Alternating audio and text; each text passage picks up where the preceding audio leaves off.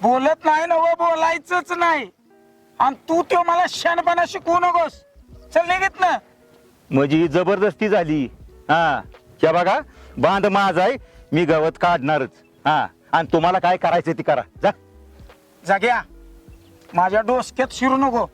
आणि तसा बी तुझा लय जुना हिशोब आहे. आणि मी बी हिसाब करायला तयारच आहे. हा तुला लेका लयच मस्त.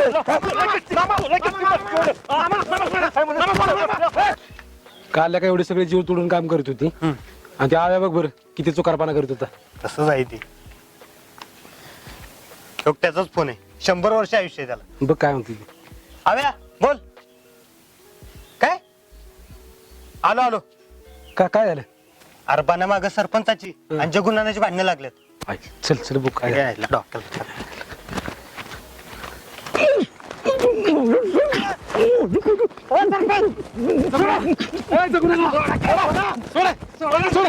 संत्या तू मध्ये पण नको. अरे ह्याला लय मस्ती आहे. ह्याचा जीवच घेणार आहे. मी काय म्हणतो ऐका जरा. तुम्ही जर एकमेकाचा जीव घेतला तरी आम्हाला काय 3 दिवसच सुतक पाळायचंय. पण झालं काय ते तरी सांगा की. अरे मी गावात काढत होतो. हा तर ही म्हणते गावात काढू नकस. आता मला सांग माझ्या बांधाला गावात काढतोय ह्याचा काय संबंध अडवायचा. हा तुला सांगेल की काय संबंध आहे तो. हा. ते का आमचा बांध रेटलायस ती रेटलायस आणि वरून तुझी दादागिरी व्हायला. हा तर दादागिरी कोण करते अख्ख्या गावाला माहित आहे. हा आणि आम्ही काय काल गावात आलो नाही. हो ना तुम्ही तरी ग बसा की.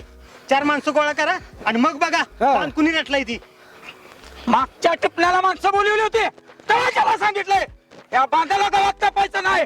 हा माणसं बी तुमच्याच ऐकण्यातली चाय तिकडे न्याय करणारी. हा अहो मामा नाही त्या गोष्टीसाठी कशाला भांडत बसलाय.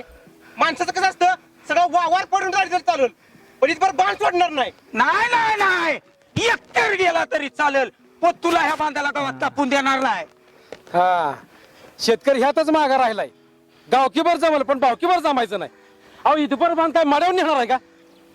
त्या विषय सोडून जाऊ तुम्ही घरी. विषय सोडून उद्याच मोजणी मागवतो मग कळेल तुला. मला सांगतोय